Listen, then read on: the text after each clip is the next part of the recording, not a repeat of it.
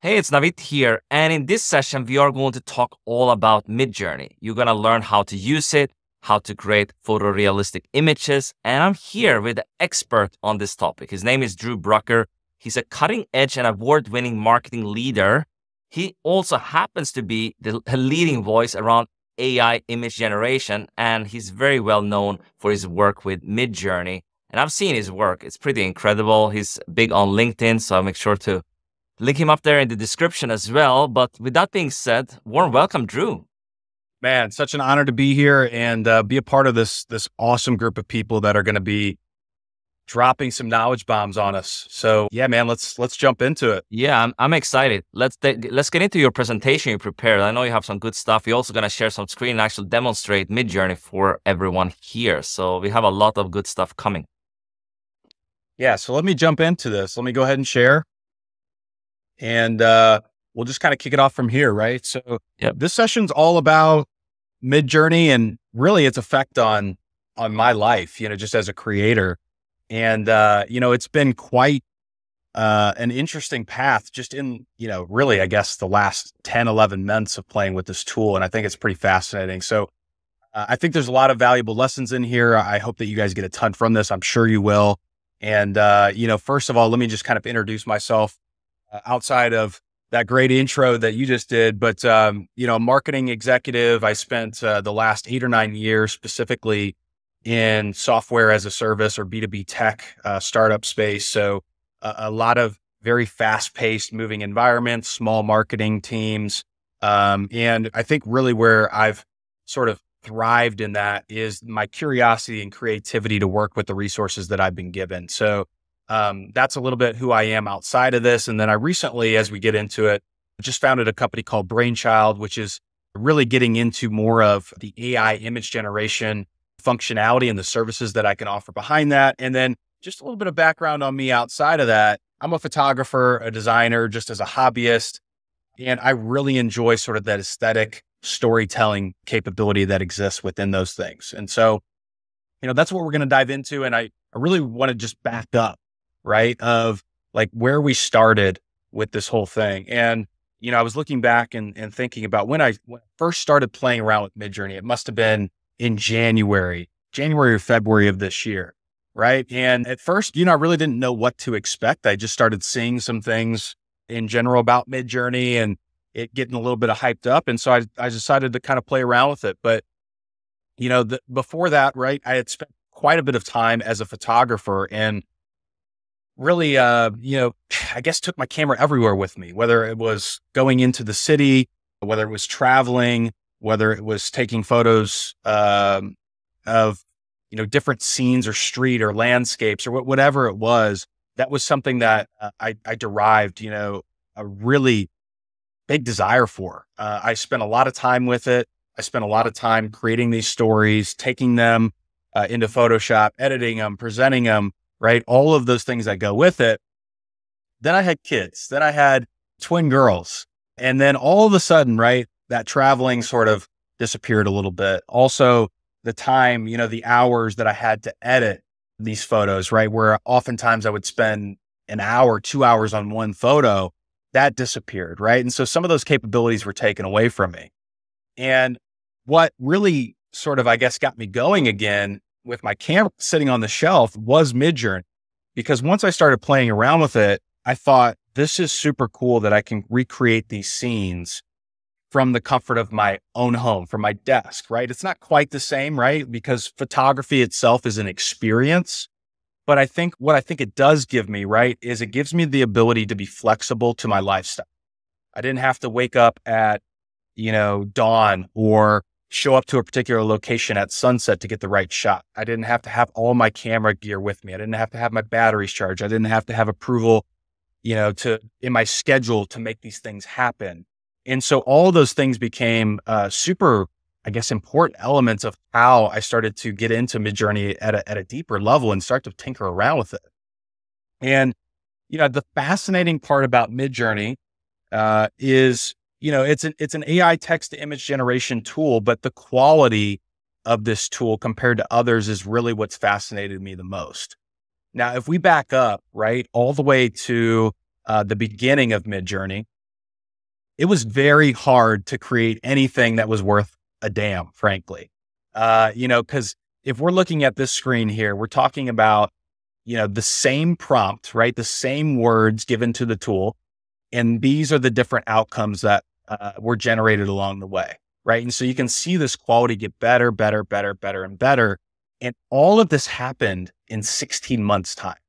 So that alone is super, super fascinating, right? And that was sort of this game-changing moment when I jumped in, which was between, I would say V4 and V5, where it was like, okay, I can create some things here and it's fun, but it's a little bit inconsistent. I'm not sure about the quality, right? It was just more fun than anything else.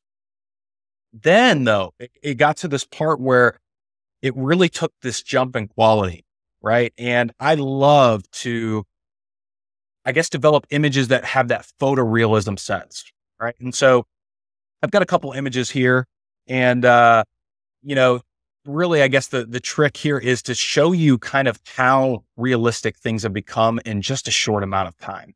And also to remember, it's only going to get better from here, right? And so I've got two different sets of photos here. I would love, to take a guess in terms of your mind, in terms of which one you think is real, which one you think is AI generated. So on the left, on the right, we both have two shots. Which one do you think is AI generated? Man, this is difficult, to be honest. It's really, really good. Not sure. I love also the photorealistic stuff, just as a side note, because I travel a lot and I take a lot of photos and things like that on my travels. So Midjourney can help me recreate some of this stuff. And I've also seen the same experience. It kind of has improved a lot. But I would say, just as a guess, I think depending on how you shot that, maybe if it's a slow shot, or maybe the right could be real. If you have, I'm not sure, to be honest, but I'll take it right. But that's the whole point, right? It's very, very difficult to tell. So actually in this one, the photo on the left is real. The photo on the right is AI generated. And I think where you were trying to go with that too, is you were looking at the water and you were thinking, okay, this looks a little bit smooth, right? And I think that might be the giveaway on that one. Let's try one more. I'm curious to get your thought on this one. I would say maybe here is on the right. Which one is the AI generated is on the right, you said? No, I think that's the real one. Okay. So actually the one on the right is AI generated.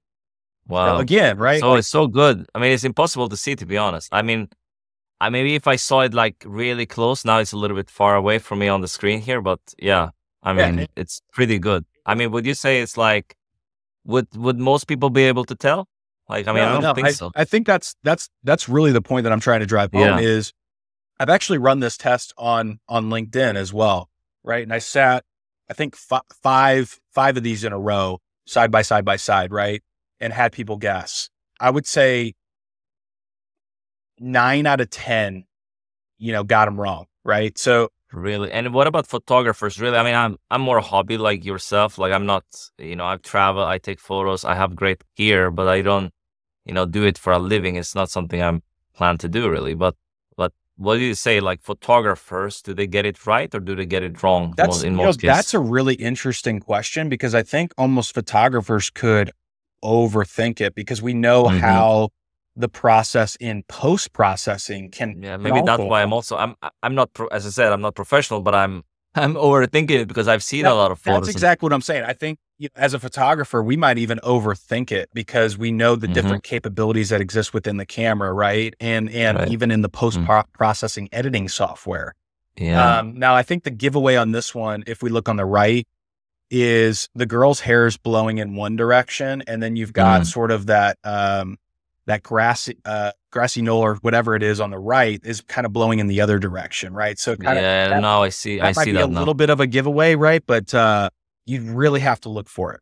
Yeah, I have to look for it, and it's the same like when you have like an iPhone photo next, because iPhone has gotten really good for our smartphones in general next to like a professional camera, especially when people show it on social media. It's really difficult to tell. Like, yeah, there are some giveaways, like you're saying, like maybe the bokeh or something like that. There's certain things, but it's difficult to look for it, especially now. It's a pretty small image here. Like maybe if it's blown up, you can see it clearly and things like that. Definitely. But yeah, it's difficult for sure. Yeah, that's a great point. And so, this is all to show, I guess, the value that Midjourney went from sort of being this fun tool, right, to getting to a point with the photorealism specifically that this now has utility in the business world, right? And so that was sort of an unlock for me. And, I was sort of looking inwardly in terms of what I was doing in my full-time role in terms of some of the challenges that we had, right? Because as marketers, especially on a smaller team, right? Like things like budgets, things like headcount are challenges that we have that take place. So, I had a team of 3 other people, fast-paced environment, limited budget, limited resources, right? We're not going to hire an additional person just to be a designer. Like we're only given so many options in terms of the kind of images that we can work with, right? Because you really can only do a few different things. You could go to a stock photography site.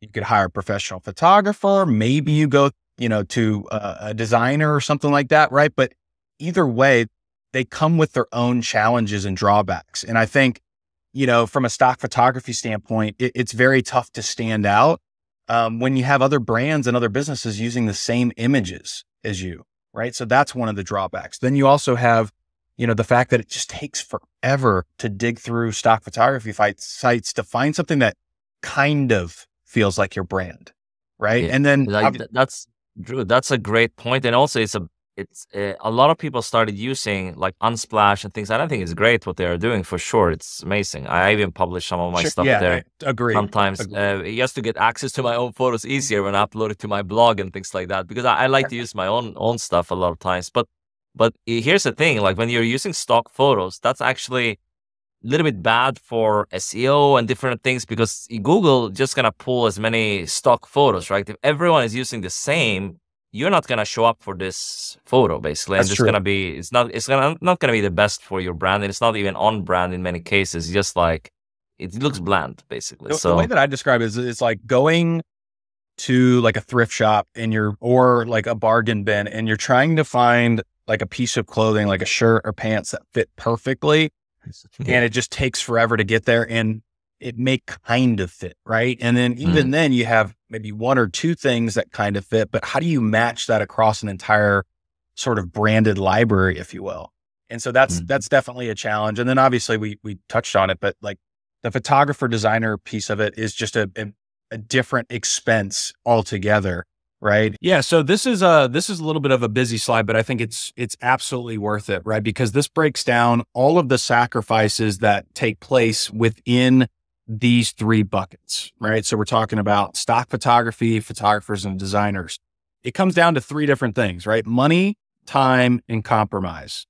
So with all of these, they have major, major drawbacks. And so I spent some time really kind of like detailing these things out, right? So stock photography, we talked about a few of these things, but you've got sort of the may not match with your target audience, like maybe depending on what industry you're in, there may not be good photos for that. The brand consistency across those images, you can't customize them, right? They only come in certain shot sizes, whether it's horizontal, like landscape, or it's portrait, maybe square, and that's it. Takes hours to dig through, right? Like if you've ever been responsible for anything from a brand or creative standpoint, you know how long that takes and how painful it is. And then on the photographer and designer side, right, a little bit more focused on, the money and the time sacrifices that you make, right? So like a photographer, for example, you have to find one. You're going to pay a good amount. You've got to schedule the photographer, any models that you're shooting on site, the locations in which you're going to do it. Are you flying somebody out to this location? You got to factor that in. What shot types do you want, and then you got to hope, right? Like that you got the images that you wanted, and it's only going to last for a certain amount of time, right? Like it's a finite resource. And so this really dives into that. And I think that was really an inflection point of, hey, AI image generation is vastly important because it fills this huge gap between these options, because I view them as on opposite ends of the spectrum. So like now diving into a little bit more of the business impact, right? Like taking this back into the workplace, right? Because I'm playing around with Midjourney. It's more of a hobbyist thing, right? And then we're going into the realization that, hey, this has actual utility in the business world. So taking this to my job, we ended up having like a customer event that we were holding. And, I think one of the moments was really just trying to identify, hey, like we need some very specific thematic imagery for this event. And, like taking this into something like ChatGPT to ideate in terms of like what we call this thing, which we landed on campfire. How do we draw on visual interest and themes to really tie this whole thing together? And, that was where Midjourney really came into play, because I was able to create that image on the right in Midjourney that had a very specific feel. It had the brand colors, right? It had sort of like this personality to it. And so everything that like is either underlined in pink or circled in pink was done really through AI, right? So like we're talking this entire landing page. On the left, you've got everything that was ideated and leveraged using an LLM like ChatGPT. And then on the right, you've got Midjourney, which comes into play. And the way this kind of played out was we had this customer only event and we created swag for the event. We had slides for the event. We had like coasters, candles, shirts, and we were able to put, imagery that was thematic, created in Midjourney across all of those things tangibly in real life. And that was also one of those moments where it's like, okay, this is definitely in play, right? Like brands should be thinking about this. And this was back in, I think, May or June. So this was pretty early on.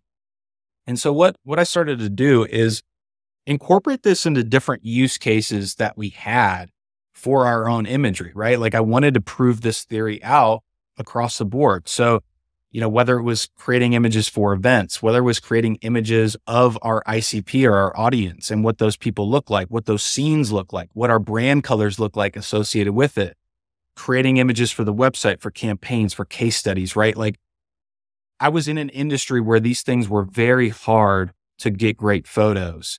And this solved that gap completely for us. And so this just gives you a little bit of a breath of what that looked like.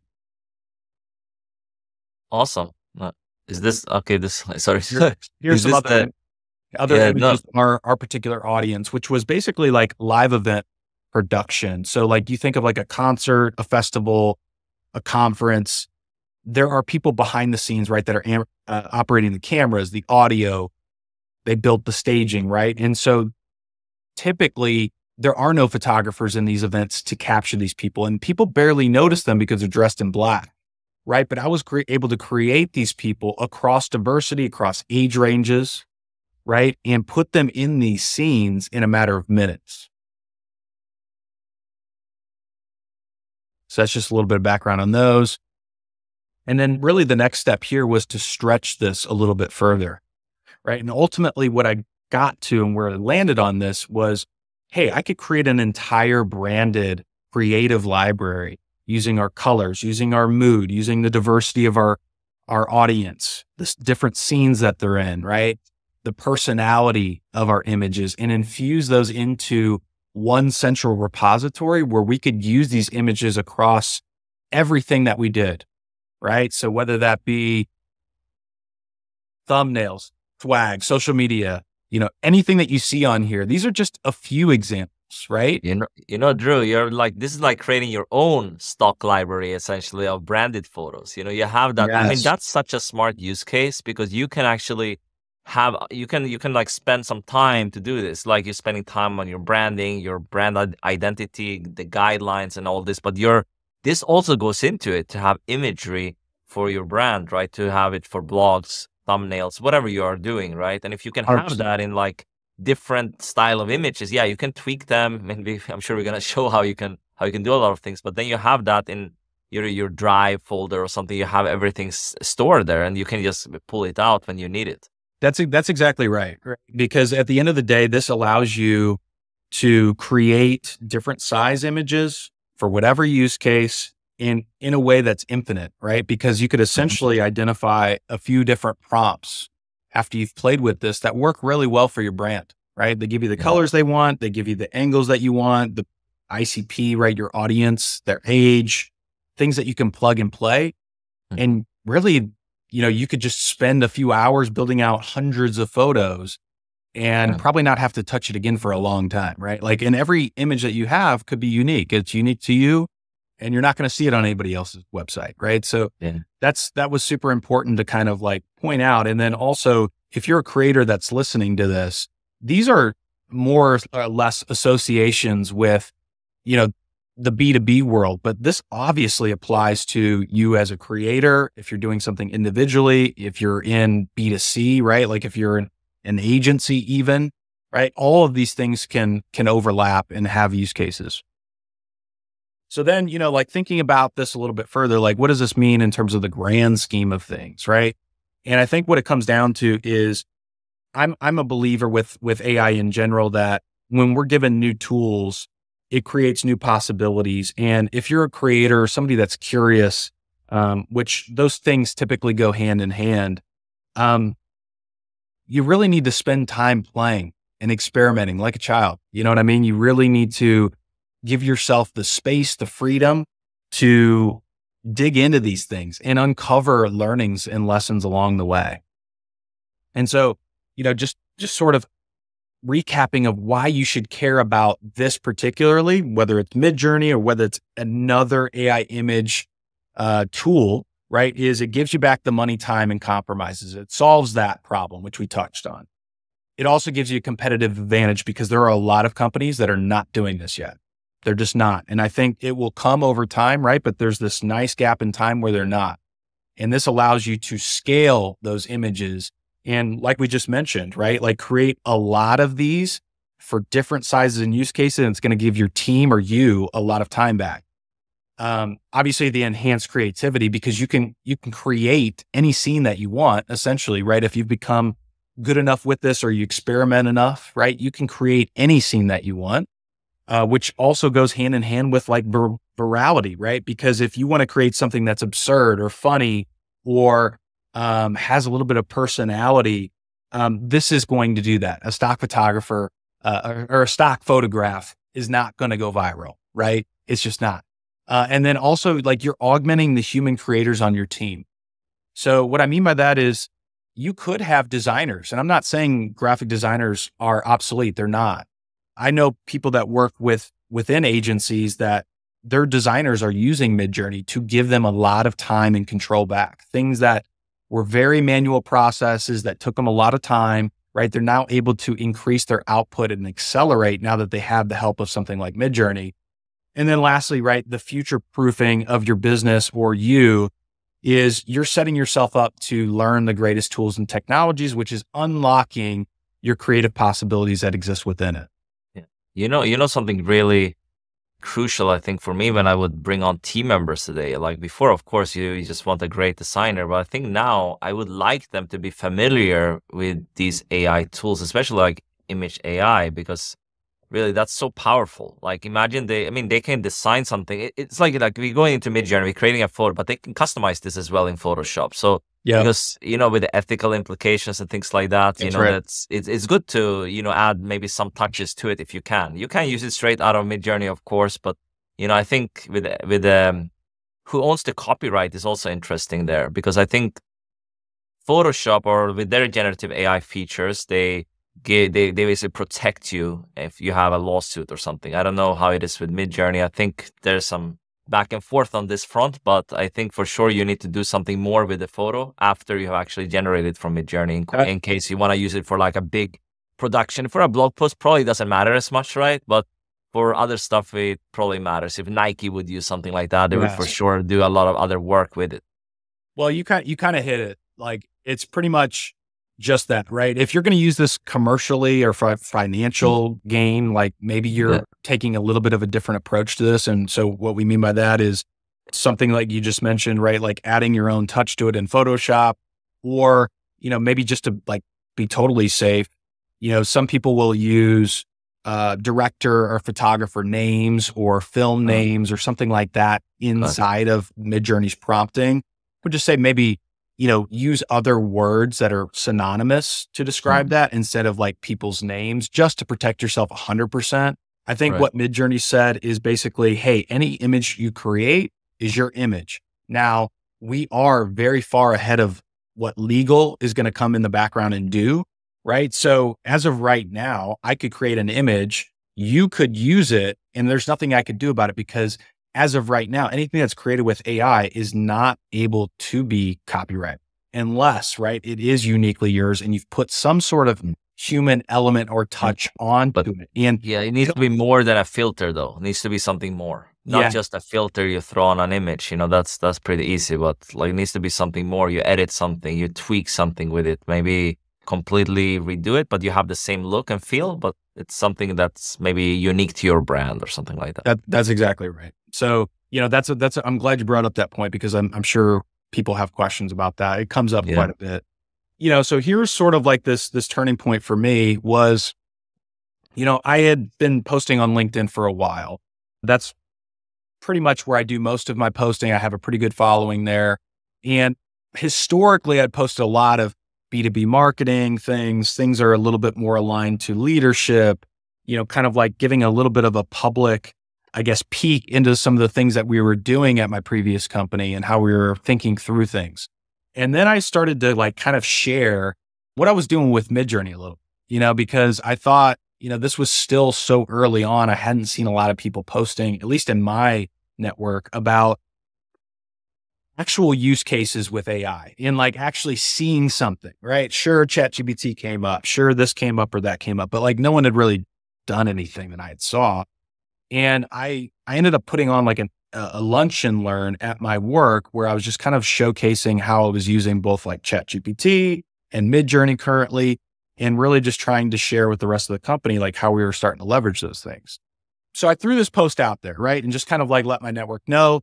What was interesting is that, I saw in the comments that a lot of people were interested in learning more about this. And I think, that spoke to me because this felt a little bit more aligned to something that I was passionate about. I had already shared previous photos, like me being a photographer. And so I thought, hey, what if I do more of this? Right. And I sort of leaned in, if you will. And, I was starting to create so many images and I was starting to collect so many things that I got to this point where I sat down. I was like, you know what? I'm going to create like a Midjourney guide because I recognized there was sort of a little bit of this gap between people that knew what Midjourney was, but people that hadn't even played with it or didn't even know what was possible using it. And so I created this guide and put it out to my network. And it made a lot of noise, right? Like it made a lot of noise because there really wasn't anything like that was posted on LinkedIn at this time. People didn't really know what was going on or what it could achieve. I was expecting a lot of things to happen. I got 3 purchases in the first, I think, 3 days, right? So I was like, okay, I tried, right? I spent a lot of time putting this guide together and here's where we're at. But then something crazy really happened. I kept showing up and sort of providing more and more value behind what Midjourney is. And I also realized this educational gap was a lot wider than I thought. And so I started like really filling in the blanks of, hey, here's how you use this feature within this, and kind of almost taking a little bit more of a beginner approach to what I was teaching, right? Like, hey, this is how you get into Midjourney. Here's how you create your first, image using a prompt. Here's what everything means. Here are the features, yada, yada, yada. And that was when things sort of changed a little bit, right? So I started creating sort of these assets on the side of this bigger offering, right? So that Midjourney guide that I had, I think I was priced at like $60, right? I had 3 purchases. I'm thinking, okay, like cool. I mean, I wasn't really doing it for the money, but I just wanted to sort of see if the need was there. And, when I started creating these things, these other smaller cheat sheets, tutorials, walkthroughs, that was when, the post and the audience really started to take off and widen. And it got a little bit more interesting. And so in the next 60 days after that, that was really when things started to really ramp up, right? So I ended up getting 172 purchases of those guides. I gained 6,000 new followers in 60 days. And then, just lots of fire stoked, which basically is just saying, I sparked a lot of good conversations through education and value with the content that I was providing. Are there other people posting about Midjourney on LinkedIn? Yes. But guess what they're doing? They're just showing you the photos they created. cool. We can all create photos in Midjourney. We can all probably create pretty good photos in Midjourney if we've played around with it long enough. But the difference was I was really here to help educate, guide, and provide value with some of the things that I was doing. And people really leaned into that. Just a little bit of an elaboration of like the other resources that I created. So I threw all of these things into my Gumroad page, right? So the guide, but also these little cheat sheets, tutorials, walkthroughs. And, looking at that now, it's incredible because, 92 different countries have downloaded a resource that I've created. And I just think that's absolutely fascinating because you can kind of go through this list of countries of origin. And it's incredible that something like this that I created in my home can reach the masses in that capacity. And so, some of these resources were also downloaded by art directors, creative directors, marketers from some really top-notch companies, right? So like Google, Meta, Ogilvy, McCann, TikTok, right? Like these are very big names, whether it's in the tech space or whether it's in the advertising space. So that stuck out to me. And then just the number of unique customers that downloaded an asset, almost 2,000, just kind of blew my mind about the possibilities that existed from creating something so small and something that was really an organic thing that came about. There was no plan or pre-plan for this. I just kind of rolled with it and took where gravity took me with it. Ultimately, right, this led to other things. I had been on podcasts before. I had done some speaking engagements before that was a little bit more generalist marketing, startup marketing related, but all of a sudden I was getting additional requests for podcasts talking about AI, right? Speaking engagements talking about Midjourney, partnerships talking about AI, right? And so like creating all of this noise allowed for, and I guess in general, right, expanding my surface area for luck, if you will, led to all of these different things that happened. And, partnerships, for example, let me just give you a little bit of a taste for that. I mean, brands will reach out now and say, hey, look, can we collaborate? Is this a tool that you would use? And if so, can you post about it? In exchange, we're going to give you $400 or $500, right? Like those were things that weren't happening before this, right? And some of these deeper conversations or experiences that I've been blessed to be a part of weren't happening before. And it's really fascinating when you think about how quickly I was able to learn these things and dive into them and then move all the way to the other end of being an expert, right? Do I know a lot about this stuff? Yes. Am I an expert? It depends on who I'm talking to or who I'm in a room with. But like, I think that's the opportunity here is with AI, things are moving so quickly and you have the ability to take the reins, right? And be at the forefront of all this. And so ultimately, right, like let's bring this a little bit full circle. Where did this lead to? I've recently just stood up my own business, Breaking Away, where I'm helping brands create these branded libraries or these infinite on-brand images at scale, right? Because I think that is a true problem being solved, right? Like we talked about all those sacrifices that are being made right. And in the economy, in the business landscape that we're in, budgets have been pulled back, right? Marketing has been pulled back. And so teams are trying to be smarter, wiser with some of the decisions that they're making. And then also, in general, I think AI is going to get to a level with the image customization that we can get very personalized with the images that we're creating. And so I think this is really an opportunity for me to bring this vision to these companies, agencies, individuals that are serious about it, and start to dive into that problem deeper and give them something that they can have where their problem is solved essentially forever, right? Like you don't have to search for stock. You don't have to hire anybody. You can do it from here and we're going to give you something that scales. So, just to wrap this up, like lessons I've learned along this way have been abundant. I think one, I mentioned this earlier, but I've been posting on LinkedIn for a while, really had pretty good success, right? I grew to, I think, over 10,000 followers, in about a year's time, over a year, and had some really good relationships. But when I leaned into something that was different, something that no one else was talking about, something that I was really not preaching, but I was educating, that was when that dial switched, right? And people really started to associate Drew with Midjourney, right? I was known as the Midjourney guy. And so that was sort of all these things that unlocked after that was people thought of me when they thought of AI image generation and the opportunities that came with that to grow and stand out in a space where there isn't a lot of competition. So that was key. I think also lessons learned along the way, right, is no matter how busy you are, and I was extremely busy. I was a marketing leader that sat on the leadership team. I managed a team. I have kids at home, right? Like there's not a lot of time in between.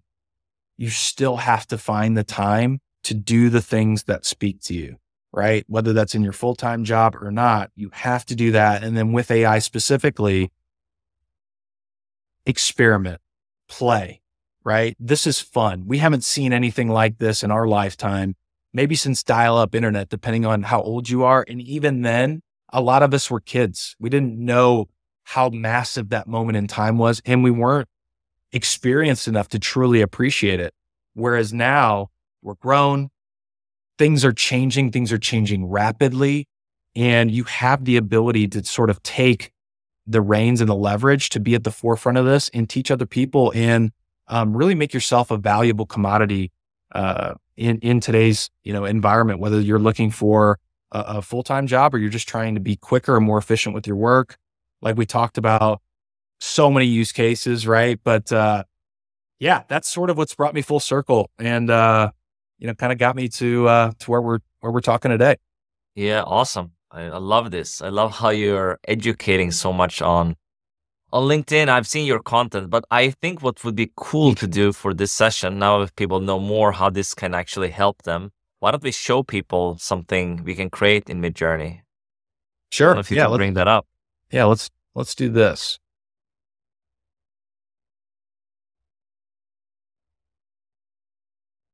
Maybe something photorealistic or something that would actually be, I mean, a lot of people are showing these AI type of photos. I think what you are really good at and what we have seen throughout this presentation, I couldn't even guess the right one.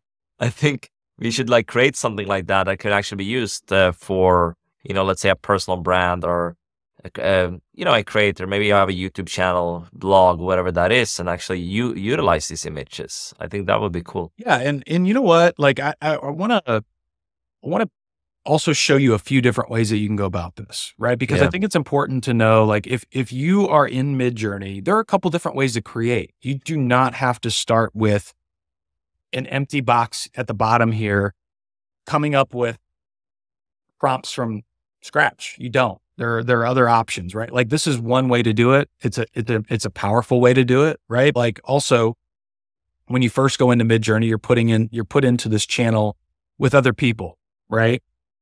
And there's sort of these other rooms where people are creating art in real time. And you can see what other people are doing as well, right? And I think, especially early on, it's very interesting to see the keywords, the parameters, which is something like this, which basically just indicates the dimensions of this image.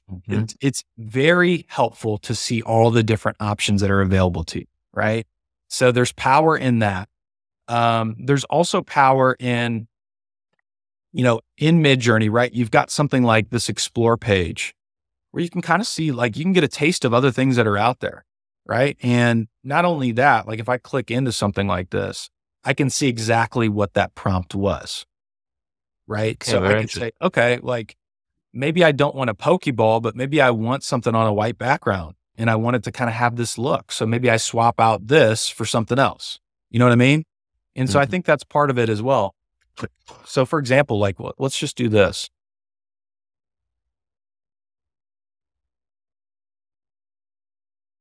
And I'm going to go over to my channel just to make this a little bit. So I could take this and then let's just say, why don't we say a magic 8 on a white background, Behance style. So we can basically use that prompt that we found as sort of a baseline, build on top of it, right? Is there anything else that we want to include with that? Maybe we could say, just to be sure, we could say black magic 8 on white background. Maybe we want this to be in a certain dimension. So why don't we just say 16 by 9, which is a landscape, and then let's just hit submit and see what happens. Right. So what's going to happen if you haven't been in here is essentially once you put in this prompt, Midjourney is going to analyze it, and then it's going to start to recreate this image for you. And it's going to give you a grid that ends up looking like this, where you've got a series of 4 things. You've got 4 different options, if you will. And then you basically have these other options below it. So essentially how this plays out is this is 1, 2, 3, and 4. So image 1, 2, 3, and 4. And you see this U and this V underneath. So U stands for upscale. So if I like a particular image, I could say, hey, look, like I really like number 1. I'm going to hit U1. And basically what it's going to do is give me something like this, right? Where it's— How much does it upscale it to? Like, that's probably not good for print still, right? You will have to upscale it further. Yes. So that's a great point. Like this is probably like upscale is just the way that you would basically put it into your library as like a single standalone image and say, I like this image, right? Now, if you want to use this on, I would say something like a website, you could probably get away with just using that, or potentially just upscaling it a little bit, maybe sharpening it, something like that. Where do you do that after this? What's your process, if I can ask? My process would be like, I use a tool called Pixelmator Pro, which is just like a Mac app. It is paid, like it's like a one-time lifetime thing. I think it's like $50, but it does a really, really good job, and it's quick. So I can kind of get to that better resolution, to your point, of if I actually wanted to like print this or hang this up or something like that. So interesting. But for a blog or social media, for this stuff, you just use it straight out of the box. You can probably use it straight out of the box. If you really wanted to be safe, like Midjourney's added this as a recent feature where you can upscale these right here as well. Okay. Right. So like if like 2x is going to be perfect for something, like you probably rarely would use something like 4x, maybe for something like you print, but like that doesn't degrade the quality or anything like that. It's still the same. Yes and no. Like I think when you get into like 4x, it does smooth it over a bit, which I think is why you might want to use something like a Pixelmator Pro or like a Gigapixel AI or a third-party tool, because there are a few that are able to maintain that quality just a little bit better than Midjourney right now. But I know Midjourney is improving this upscaler over time as well. So it's something. Midjourney, I mean, I've heard that they are coming with their own app at some point as well. So you don't need to use Discord, which will be a great. That's amazing in that case. I mean, yeah, Discord is amazing. Discord is great, but I mean, they would be awesome that they have their own app, so you can just log in there and have all your creations. It's easier to kind of access everything. Well, they started to do that with this. So this is actually phase 1 of their new site here. It used to look a little bit different. And now what you can do, right, is like everything loads here a little bit quicker and snappier. Okay. And so this is part 1. Here's part 2. See where it says coming soon, where you're going to be able to essentially prompt within the website. Okay. And to your point, potentially get away from Discord. I think the question is, without getting too deep into this, Midjourney's really known for their community aspect, right? And I think with Discord, you basically get a lot of that built in, and they're going to have to come up with a way to either in the website totally maintain that level of community and I guess camaraderie, or they're going to have to kind of leave Discord lean into it to some regard.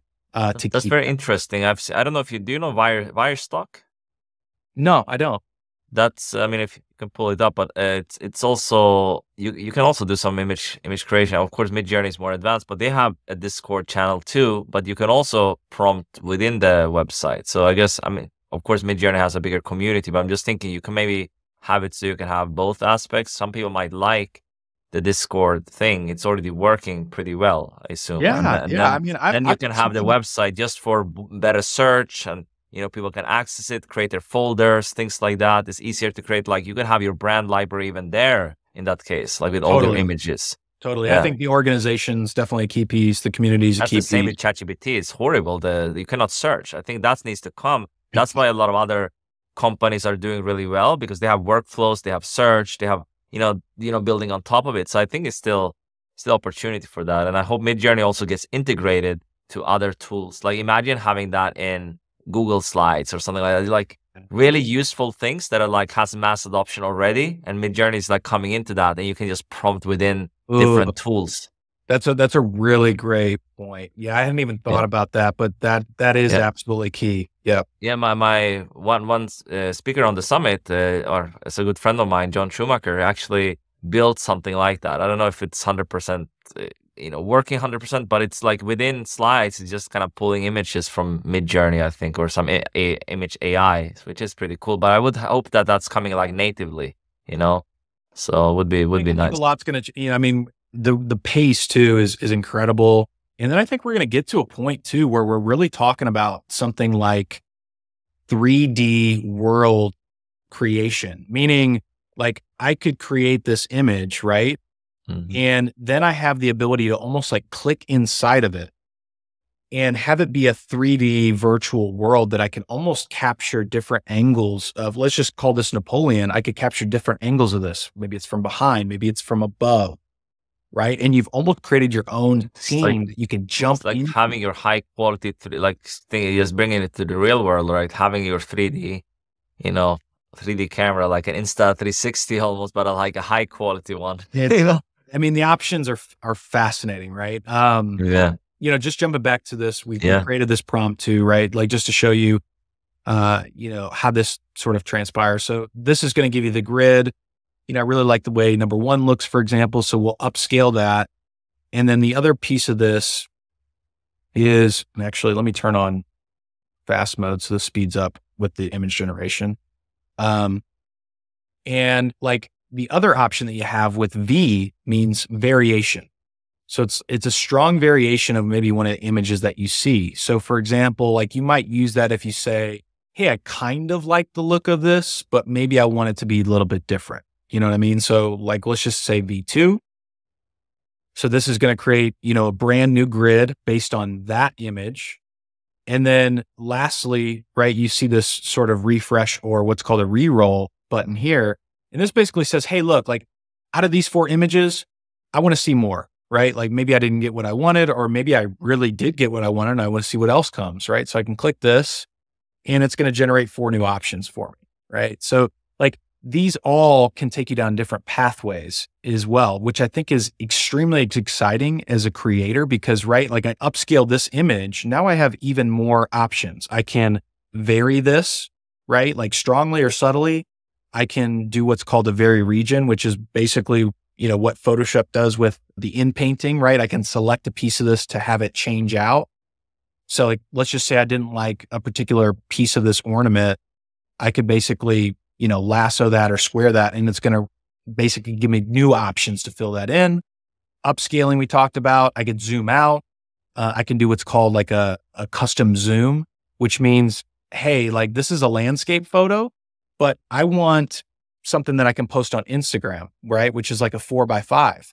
Well, I can go in here and I can basically change my aspect ratio to 4:5 and get that, right? So like all these things come into play. And that's where I think the fun in something like this tool comes, is because you can just go down so many rabbit holes. And as a creator or an artist or whatever you are, you've got that sort of imaginative bone in your body. This is a ton of fun to play with. Yeah. No, this is amazing. I wanted to try something else here, if you don't mind. Have you found that it's good at, for example, you might have a photo that you like, because let's say you can't travel. You mentioned you have kids, you cannot travel as much anymore. Maybe you have a photo of yourself that you really like from a photo shoot, or you travel to some amazing place and you want to kind of replicate that, or maybe put it on a different location. Can you make it like, if you have an image of you in the photo, could you make that actually look great in Midjourney as well? Or you're only doing like brand new things? Like for example, you have an image, like you have a face, you can like upload, I want something like this. Is it good at doing that? Like to actually seeing, okay, this is Drew's face, or this is Navid's face, and actually be able to do that in a good way. So here's where I think it's a little bit of a loop around, which is why it took me a minute to think about this, because I think the way I would do it is, what is the scene that you want, right? Like, so like I went to Greece, right? Like, let's just say I want to, and I'm in a picture in Greece, but I want to recreate that, to your point. I think the best way to do it would almost be to create the scene with a person in it that I would sort of describe as myself. And then I have what's called, like, there's a feature that you can basically put in here called Insight Face Swap, which you can see right here.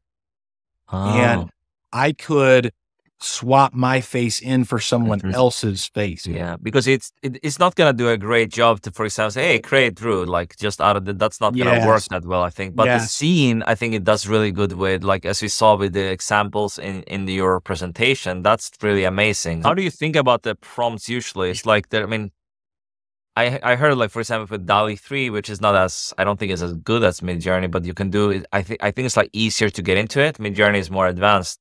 I would say you have to like set up Discord, and then it's like the prompting, maybe it's a little more advanced. But what would you say is like the main thing when it comes to it, like that? Because a lot of people might make some mistakes when they're getting started. Yeah, like, I mean, Midjourney is definitely better quality. We've seen like side-by-side comparisons with Midjourney, Firefly, DALL-E. I think the advantage of DALL-E right now, right, is it's a part of the multimodal functionality within, OpenAI's system, right? So when you're in ChatGPT, DALL-E's now infused right in it. Before you had to even originally, right, go to DALL-E's own website. Then you had sort of the plugin feature, which you had to start a new chat to use DALL-E's, that function. And then now you've got it natively built into that same chat. So you don't even have to do that. So I'd say the accessibility of DALL-E is extremely impactful and probably useful for a lot of people. I think if I'm talking about artists or creators or people that really like to create, I think Midjourney is the tool, especially right now, because I would almost compare it as like a really top-notch tool in your tool belt that people like us are going to care about. Whereas like maybe you don't design or anything like that, and you're just looking for something that kind of works, right? Like DALL-E's going to be good enough for now. And and it's also in Bing, right? Microsoft basically there. So yeah, it's more accessible, but yeah, I've played around with it and compared it side by side. You're not getting like the photorealistic stuff is way better in Midjourney. Yeah, let's wrap this one up. So as a final question here, what's your number one piece of advice for creators who want to get into this world and start implementing AI in their business? Oh, that's a loaded question. That's a loaded question. I mean, I don't want to like dumb it down too much, but I really do think it's pretty simple in the standpoint of AI is moving so fast. There are so many facets of AI that like maybe there's one particular piece that catches your attention. So like, let's just use the example of me and Midjourney. That was where I focused a lot of my attention. Like, yes, I use ChatGPT, I use LLMs, I'm using other stuff, but like I poured a lot into Midjourney. Right. And so maybe there are certain pieces that speak to you, and it doesn't take long to become, I guess, known for, hey, look, like, you know a lot about this tool. And guess what? There are so many other things happening that a lot of people don't know much about this tool. Right. So there's a space to educate and lead. And so I think that that's part of it. If you're thinking about it in sort of the larger capacity of your business, you could use AI for a lot of things. Right. But I think it's knowing how, when, and why to use it. That's valuable, right? Because there's certain things that you just could use for AI that you may not just want to. Maybe you enjoy doing this piece of it. Maybe it's something that I guess is a little bit more necessary to have that human touch. But where are the elements that you want? And the only way to know that is to test and experiment. And if you're leading a team like I was, encourage individuals to block their calendars or find time to play, to experiment. Hey, could this replace this process for doing it? Well, we're not going to know unless we try, right? And so we have to validate those things. And as a marketer, as a creator, we're always encouraged to experiment, and AI is no different. Yeah, 100%. And what do you think about the future of specifically image AI or AI in general, but since you're in the world of Midjourney and things like that, just interested to hear your take on it. Yeah, we got a little bit into like that 3D piece of it, which is basically through this technology, which is called like Gaussian splattering. So AI can recreate scenes, basically throwing up all these little dots at you to form shapes in environments, right? So you get to this point where you could essentially go into a scene, into a world, create your own world, right? Maybe capture endless amounts of angles within this scene. And so I think that's crazy when you really think about something like that. I also saw something this morning that I hadn't heard before, which is like, I think it's also going to get to a point of, there's so much information about Drew or you on the web, right? Mm-hmm. How could image generation and personalization come together? So if it knows that I like to do photography, right? Like maybe all of a sudden I'm seeing things that have photography elements or ads and things that like really speak to me deeply or look like me, right? Start to appear in the ads, right? So like, I think there's like some closeness and personalization gaps that are going to close as well. That's fascinating. And then lastly, I would just say, you've got text, you've got images, you've got video, like Runway is sort of like that program similar to Midjourney that is going to change the game. And people like myself or others that have Midjourney images can take those into something like Runway, even though they're static images, and start to create motion with the AI that's built into the tool, right? So you think about the democratization of creating video at scale. We're already seeing people create trailers and many movies and scenes. Where is this going to be a year from now? Is this going to compete with Hollywood? Like you had to go from this pedigree and be trained to do this to direct a movie versus somebody that maybe inherently has some of those skills that can recreate from their home. Right. So I don't know how that's going to play out, but I think it's fascinating to think about. Totally. And I think Runway is a huge opportunity as well. The same as Midjourney. I think there's so much to come in this space. But Drew, thanks so much for coming on here. You've shared so much value. I'm sure everyone watching, listening into this, they're as blown away as I am what you can do with this. So where can people connect more with you? Yeah, the best place to connect with me is probably on LinkedIn. So Drew Brucker on LinkedIn. Obviously, I think like my details might even be on the site for this, but please reach out to me.